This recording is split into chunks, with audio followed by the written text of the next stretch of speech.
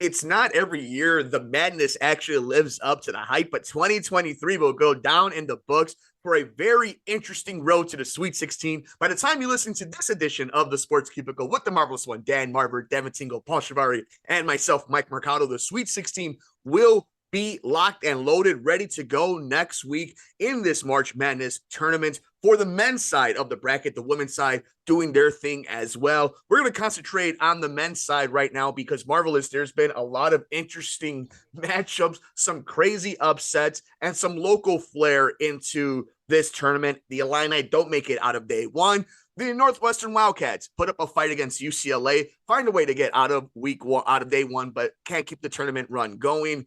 Your thoughts on what has been the always the fun first 2 days on Thursday and Friday, and then the very compelling Saturday and Sunday. Your thoughts on the 2023 men's college basketball March Madness tournament so far?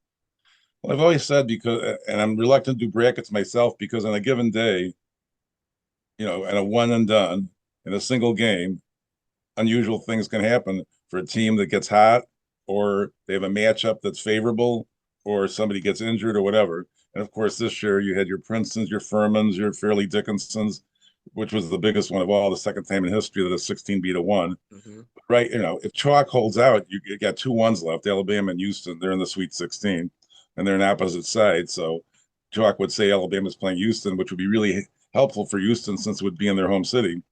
But as we speak, it looks like in the South, you've got Alabama and San Diego State. And of course, one of the Cinderellas, Princeton, is in there too. And the East is kind of wide open. I mean, it looks like, Tennessee's in there, but there's still, as we speak, some decisions to be made with regard to that bracket. Michigan State and Marquette is an intriguing game today that will have been played before we air, but the winner of that game goes into the East. So that could be a team that might get a little bit further because I don't see the Fairleigh Dickinson, Florida, and Atlantic winner going very far. And no offense to them, they would play Tennessee next. So that looks pretty good. And then in the Midwest, we've like I say, we've got Houston and Texas both there, which would be an interesting matchup. Yeah. And then in the West, we have Arkansas, UCLA, and possibly Gonzaga. They have the late game, even after that final won't be known even before our show's over. But Gonzaga's playing TCU at 8:40, so that will not be totally known. But that Sweet 16, it will be a little bit different than usual. You'll have, like I say, either Fairleigh Dickinson or Florida Atlantic will be in it, and Princeton. Neither one of those would have been expected, and that's a given. So we'll see what happens. But the Blue Bloods, Kansas, Duke went down, and so North Carolina chose not to participate in the NIT. So there's going to be a little different flavor to the Final Four. There's not going to be anybody repeating from last year, basically, and there'll be a lot of new names. That you haven't seen in the Final Four in recent years. So that will be nice for those schools, and and there'll be good ratings for CBS and TNT. So on it goes. As we were just speaking, the first 2 days are great because there's 4 different games simultaneously. And it's almost a bummer when we get down to where there's just one game at a time, like now. There'll be 2 games at a time at least, Thursday and Friday. But after that, it's just pretty much one. But it's pretty exciting going from channel to channel. I like that, and so do you. I can tell. So it was too bad about Northwestern. They made a great comeback. They lost 68-63 to UCLA. They were down by 10 at the half and made a good run. And that might be their best team for a while because Adige and Bowie are both gone. And that was the engine that really drove them this year. And it was not expected they do very well. They had a real issue about bigs. And this guy Nicholson got 17 points last night, who's their big, because they lost Nance and Young to Duke and North Carolina. Neither of whom went any further than Northwestern, oddly. But things are looking up for Northwestern. They finished second in the Big Ten. I think the Big Ten was not as strong as usual. Purdue, I don't even know how it's possible for a 7-4 guy to not advance any further than they did. But Edie is, quite difficult to guard. But somehow or another, they got beat. So credits to Fairleigh Dickinson on that, because that's very unusual that happens. And as a 16-1, I think the other one was UMBC over Virginia years ago. And you almost think it's never going to happen because it's usually a team that's from a non-major who may have been in a play-in game and whatnot. And maybe the play-in game is good for them because they play, they talk about that even in the pro sports where a team that's been resting may not have an advantage over a team that's played a game and has some momentum. And I like the bracketing this year. I mean, like I said, I didn't pick a bracket, and I would have lost. I would have probably had Duke and Kansas and all the blue bloods. So and Purdue. I thought Purdue would be very difficult with the 7-4 guy, but that's not what happened. So and again, like I say, in a given 2 hour period with the 19 and 20, 21-year-olds, and now we have 25-year-olds because of the because of the Wild West, as I call it, with the blue, where they get the extra year for COVID and they get to move without having to wait a year. I mean, they're seriously. I mean, DePaul, I think their average age was 23 this year of their starting lineup. So, they're all gone. Not that that will help them because they were pretty bad, but so I mean that's the way it is. It used to be you'd have a player you get familiar with, and now if you get familiar with a good player, he's probably going to leave early for either another team or for even the NBA. So it's a whole different thing, even with the NIL. It's changed a lot, the college game in the last few years. But the tournament's still interesting, and sometimes the name on the back might confuse you, and that you might think they're better than they are because they're blue bloods. But this year, it's the blue bloods have not been as good as usual.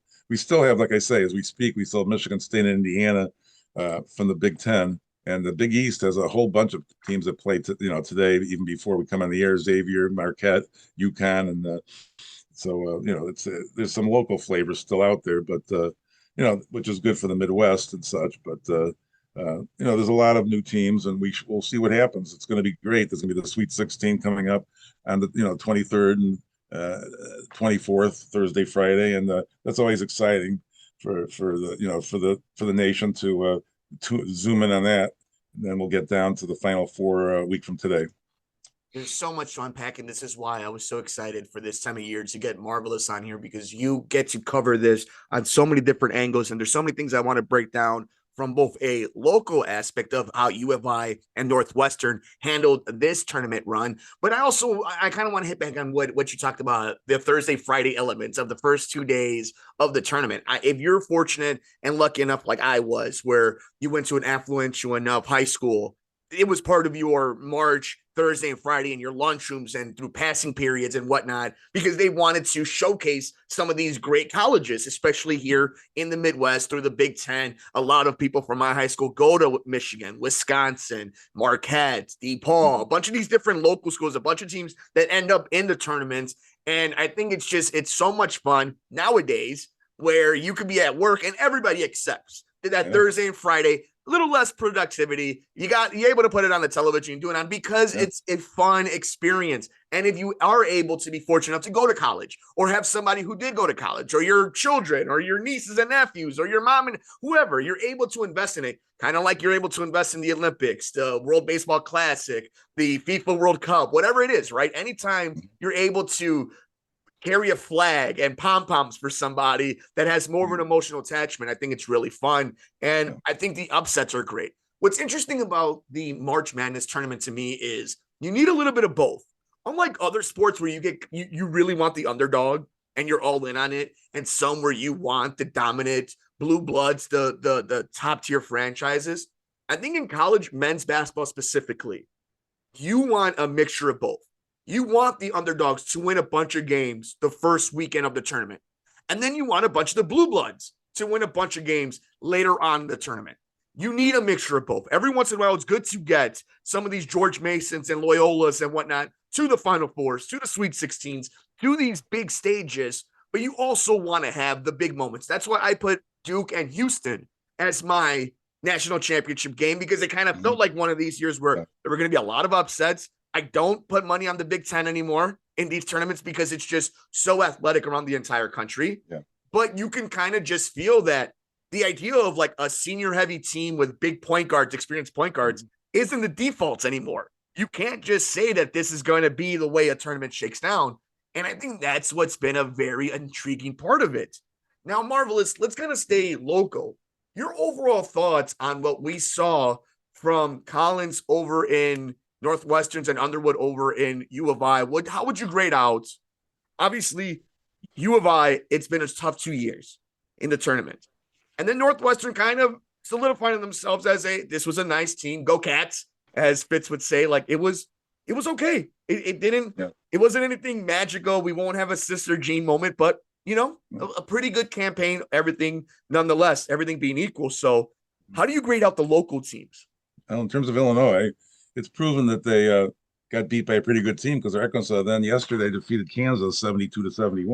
Mm-hmm. So I thought Illinois wasn't one of their best teams. I mean, they lost a lot in the last few years between the Zumno and the big guy. So they didn't seem as strong, but they did. I mean, there were a couple of games where at Illinois they came back from like 18 down to beat Northwestern towards the end of the year. So there were some games where they really shined, but I didn't see them as an Elite Eight team or anything of that nature because of the bracketing. I mean, they were either going to face Arkansas, or, after Arkansas they were going to face Kansas, so that would have been tough for them. That would have been a tough matchup. So I think that in terms of Illinois, I think that they did about as well as they could. Northwestern did far better than expected on their end, and like I was mentioning, they didn't expect much because of the front court being decimated, but those guards were outstanding, and UCLA and any other team that played them, the key was to try to hold down the guard play. Bowie was quite a sensation throughout his career. He looks like he's maybe pro ready to me, and they were lucky to get the transfer, so they got the other guard too. So that was very helpful for them. But all in all, I mean, you talk about watching the games when you're in school. I mean, Grandpa Marver, I would watch World Series games during the day when I was in school and watch the Apollo liftoff. So, but I like the fact that Grandpa Marver can now follow the NCAA at his office desk with modern technology.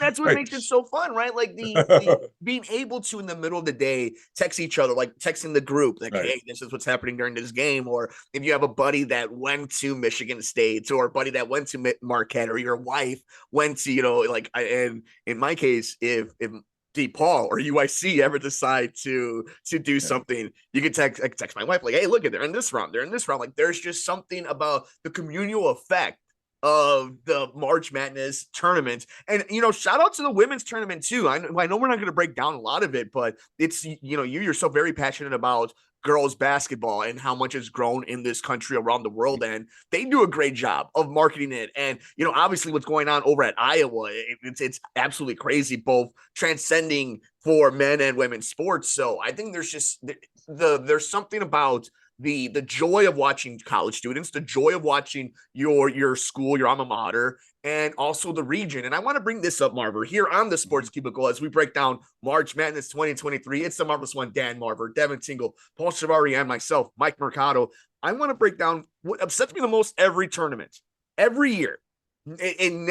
Ever past we'll give Loyola the Loyola year a break, ever since the U of I run that you and I were talking about off air, one of the greatest runs in tournament history that ended up in a great matchup between UNC and U of I. And I've always talked about this. U of I can't get to the level, can't talk about themselves being an institute when it comes to men's college basketball until they win a national championship. They're a great school. They can't speak on themselves like they're Duke, North Carolina, Kansas, anyone, UCLA, because they haven't been able to win the big one. One day they will, and then that would solidify themselves as one of those tier teams because they are the top of the tier of teams that have never won a national championship when it comes to men's college basketball. But one of the most frustrating things is the talent pool that you watch, that you scout yourself, both of them women's and men's side, that we don't recruit in this state, that don't stay here. Think about the amazing institutes, colleges, university from Chicago University all the way to U of I.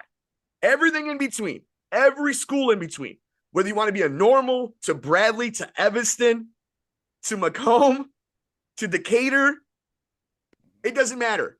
You want to go all the way and be a Saluki, you can do it. There is no reason this state doesn't have dominant regional basketball teams. And that upsets me the most every year. It upsets me that you don't get to see DePaul like you did in the glory days. It upsets me that in the league that UIC is, that they can't compete on a certain level. Yeah.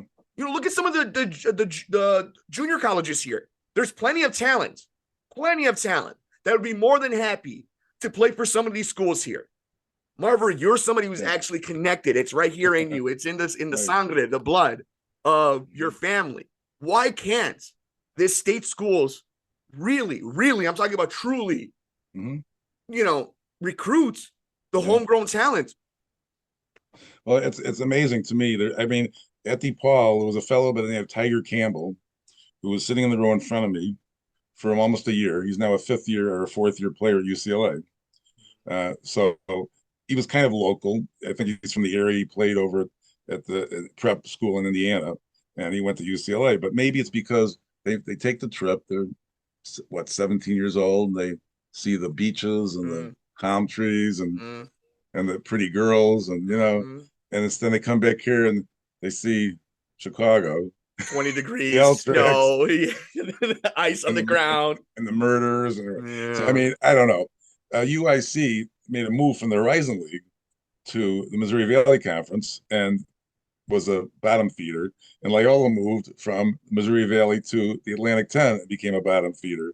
So I don't know what to say about that, because Loyola was a pretty good team when they had the talent they had, for the year they did do well. And one good thing that happens, though, for these teams, even you talk about last year, St. Peter's, their coach goes to Seton Hall. It's very good for the coaches. Porter Moser goes to Oklahoma. Right. The guy at George Mason is now Miami, Florida. So and Shaka Smart from VCU, he's at Marquette. So it makes for an opportunity to make a big move when they are seen on the national stage. So that's good for the coaches. The players, I mean, now they're technically getting some reward with NIL, but should they be paid? So that's been a question too, and about the players, because they're getting a free education. So, but I don't even understand how the graduate thing works. They go from one school to another, and they have to be taking classes. What are they taking? Phys ed or something? I mean, we've talked about this for so long, because I think there is a true.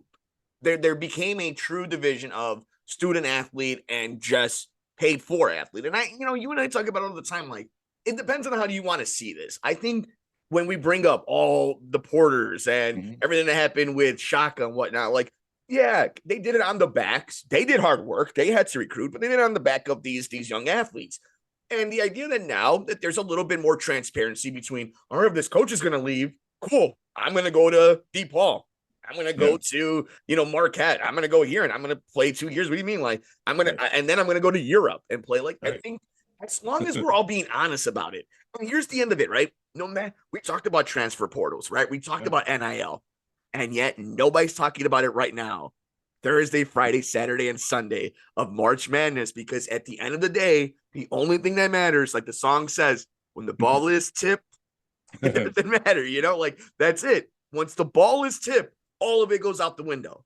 So I think all in all, it's been a pretty fun first few days, and it's going to be a very fun second week of the tournament. And I know this is some of your favorite time of the year. Sure. You could smell the baseball gloves and the baseballs and the bats and the pine tar. But while you're doing that, you're enjoying the squeaking of the hardwood floor. And I know, Marver, you're just getting all excited, ready to go. But we still got some weeks left of this tournament. And I was going to mention, you talk about recruiting. Glenn Bird West was the state champion in the big schools last year, and their best player went to Gonzaga. And this year was Moline. Their two best players are going to Iowa, even though Moline is in Chicago, but it's Illinois. So this just gives you an example of the top talent. I mean, there's a lot of talent even in the North Shore, and a lot of the kids go to Ivy League schools, like Jake Fegan going to Cornell, for example. So, but Nick Martinelli is doing a good job at Northwestern. He wasn't supposed to play, but he's now coming off the bench. He was from Glenbrook South, flying team of last year. So once in a while, a kid gets their name in the box score at big schools from the area, but not very often.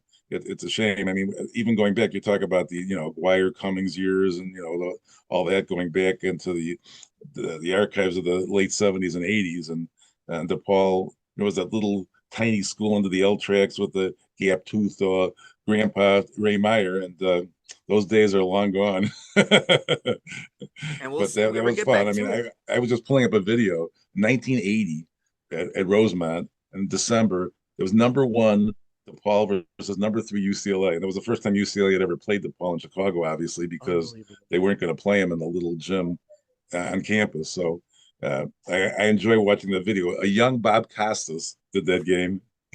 Quite amazing. Think about that. Anybody listen to this? At one moment in time, your DePaul Blue Demons were ranked ahead of the UCLA Bruins, and Bob Costas was calling the game. NBC, yeah. I mean, things have changed, my friend. How things have Yeah. changed. Let's see if one day we get back to those glory days. We'll just see. We saw how this city, this state will get behind the winner. You know, whether Yeah. they support them during the Big Ten tournament and anything before that. But come March, give them a winner. They'll celebrate it. But we want to know your thoughts. Let us know. Have you enjoyed this March Madness? How busted is your bracket? Obviously, they've already announced there are no perfect brackets anymore. So who knows who's going to win this year's matchup? Who knows if it is just going to end up being Houston, if it ends up being Alabama at the end of it all, if it ends up just being a one seed after all this craziness. But we want to know your thoughts. Let us know. We're on Twitter at Sports Cubicle TV. For the marvelous one, Dan Marver. For Devin Tingle. For Paul Chivari. I'm Mike Mercado.